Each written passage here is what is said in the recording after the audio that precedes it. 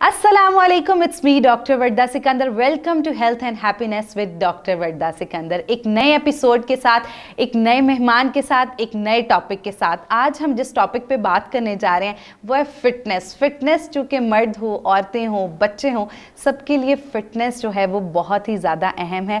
और लड़कों के लिए ख़ास तौर पे मसल मास और ये सारी चीज़ें बहुत ज़्यादा फैंटेसीज़ हैं। तो आज हमारे साथ स्टूडियो में मौजूद हैं डाइटिशियन उसामा बशारत, जो कि मिस्टर जूनियर पंजाब भी हैं। आइए इनसे जानते हैं फिटनेस कितनी ज़रूरी है और किस तरह हम अपना बेहतरीन मसल मास जो है वो बना सकते हैं। Welcome to the show dietitian Usama, कैसे हैं आप? अल्हम्दुलिल्लाह, आप बताएं आप कैसे हैं? अल्हम्दुलिल्लाह। सबसे पहले तो थैंक यू आपका बुलाने के लिए। थैंक यू सो मच आपका कि आप आए। अच्छा उसामा, सबसे पहले तो बताएं कि फिटनेस कितनी ज़रूरी होती है हमारे लिए। सबसे पहले तो ये समझना चाहिए कि फ़िटनेस है क्या, और फिटनेस हर बंदे के लिए डिफरेंट है। सिंपल आम जुबान में अगर कहा जाए तो फिटनेस ये है कि आप जो भी काम डेली बेसिस पे कर रहे हैं आप उसको अच्छे तरीके से कर सकें, ये आपकी फ़िटनेस है। अब हर बंदे की फ़िटनेस अलग है, एक खिलाड़ी की फ़िटनेस अलग है, नॉर्मल बंदे की फ़िटनेस अलग है, कोई भी है। तो उससे वो काम करने में मसला ना आ रहा हो, उसे कोई इशू ना आ रहा हो, ये उसकी फ़िटनेस होगी। और हर बंदे के लिए उस हिसाब से उतनी ही ज़रूरी होगी फ़िटनेस उसकी।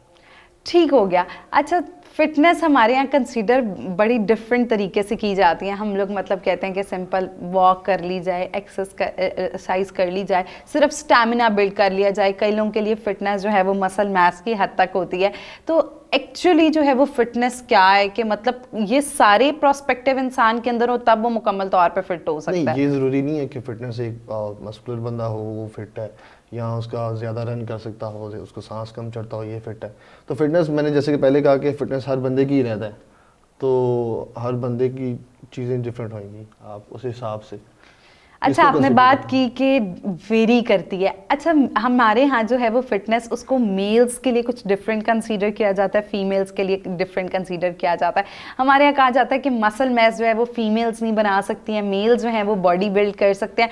तो आपका इसके बारे में क्या राय है? सबसे पहले तो मैं फीमेल्स का इशू है कि फ़ीमेल्स डरती हैं, उन्हें लगता है कि वो जिम करेंगी, वेट ट्रेनिंग करेंगी तो उनका मसल बिल्डअप हो जाएगा, वो मैनली नज़र आएंगी। लेकिन इस तरह बिल्कुल नहीं होता। जिन्होंने मसल बनाए हैं या हमसे ही पूछें कि हमने किस तरह बनाए, कितनी मेहनत से जाके वो मस्कुलर बॉडी अचीव होती है, इतनी आसानी से नहीं होगा। इस तरह नहीं होगा कि आप गए हैं, आपने डंबल उठाया जी, सुबह उठे बुम आपकी बॉडी बन गई है। तो सबसे पहले तो वेट ट्रेनिंग जो है, जितनी भी एक्सरसाइज है, वो मेल और फीमेल दोनों के लिए ज़रूरी है, ठीक है। और जो बिल्डअप करना है, अल्लाह ताला ने रखा होगा कि मेल में नेचुरली पोटेंशियल, उनका टेस्टोस्टेरोन लेवल ज़्यादा होता है, तो उनकी मसल मास ज़्यादा होता है नेचुरली।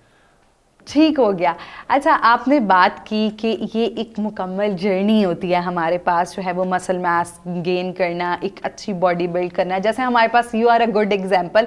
तो आप अपनी जर्नी जो है हमें थोड़ी सी शेयर करें कि किस तरह, कौन कौन से एलिमेंट्स आपने अपनी लाइफ के अंदर इंक्लूड करके एक अच्छी बॉडी जो है वो अचीव की, और मिस्टर जूनियर पंजाब तक का आपका सफ़र कैसा रहा?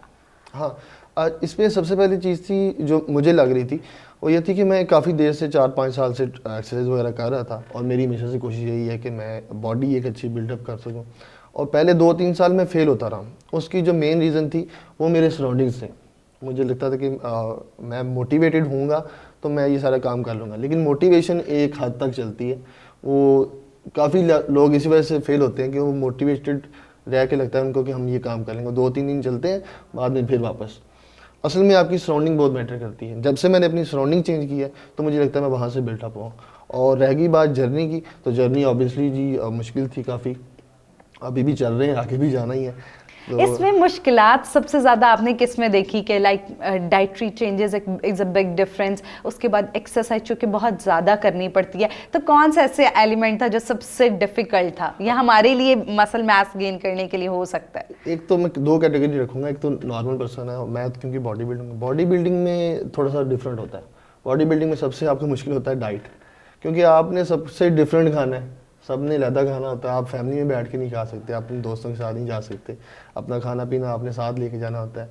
या आप अगर प्रेप में हैं, बॉडी बिल्डिंग की प्रेप है, तो आपका ये होता है कि आप सर्टेन फूड ही खा सकते हैं, तो वो लोग नहीं पसंद कर रहे होते, लोग नहीं खा जाते।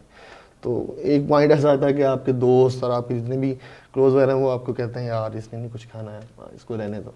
तो बॉडी बिल्डिंग में ये मसला होता है। जो नॉर्मल पर्सन है उसके लिए इतना मुश्किल है नहीं जितना ये मुश्किल बना देते हैं। जितने भी ये फिटनेस ट्रेनर हैं जिनको एजुकेशन ही नहीं है, बिल्कुल भी कोई आइडिया नहीं है, वो लोगों के लिए बहुत मुश्किल बना देते हैं। वो डाइट में तरह तरह की चीज़ें ऐड करके जितनी फैंसी चीज़ें उनको लगता है कि जितनी फैंसी चीज़ें डालेंगे उतना वो क्लाइंट पैसे देगा। वो क्लाइंट के पैसे के चक्करों में ना उसकी बॉडी बिल्डअप होती है, उसकी जेब बढ़ती रहती है। तो ये बहुत मसला होता है।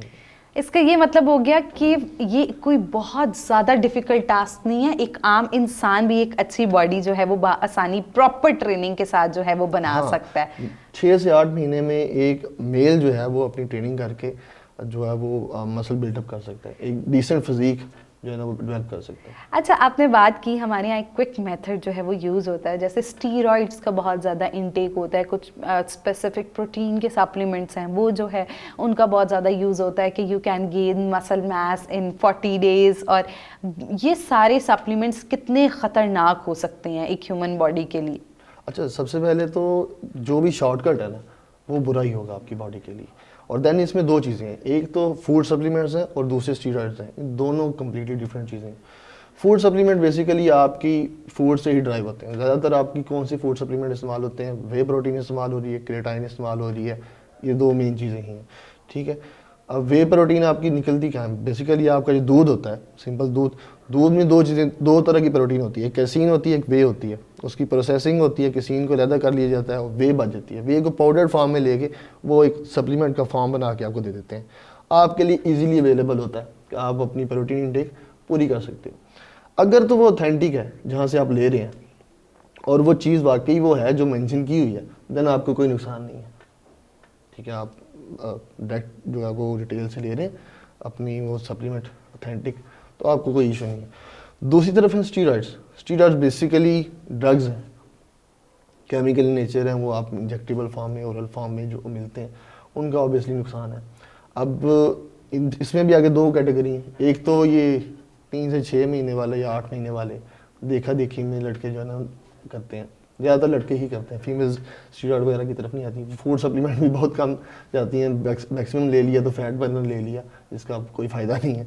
तो वो जब स्टीरॉइड्स की तरफ आते हैं तो थोड़ी थोड़ी उनकी बॉडी तो बन जाती है, ठीक है, लेकिन उनके जो आफ्टर इफेक्ट्स हैं, साइड इफेक्ट्स हैं, बाद में आते हैं, वो नहीं होते। और अगर बॉडी बिल्डिंग जहाँ भी होएगी, नेचुरल बॉडी बिल्डिंग नहीं, जो स्टेज बॉडी बिल्डिंग है, कम्पिटिटिव बॉडी बिल्डिंग, वहाँ पे स्टीरॉइड का इस्तेमाल होएगा।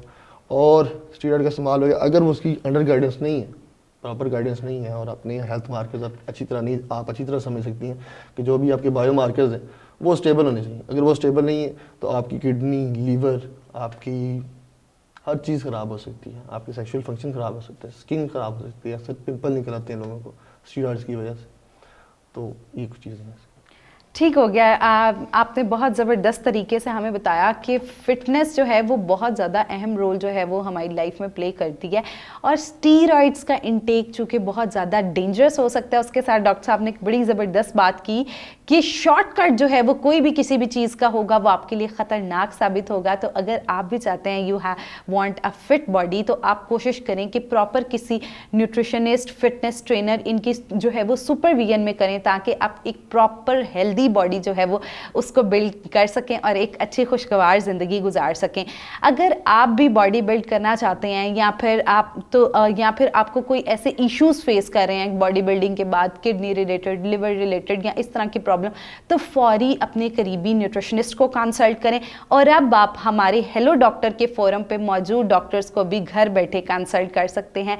सो thank you so much. Don't forget to give your feedbacks. मिलते हैं एक नए एपिसोड के साथ। अल्लाह हाफिज़।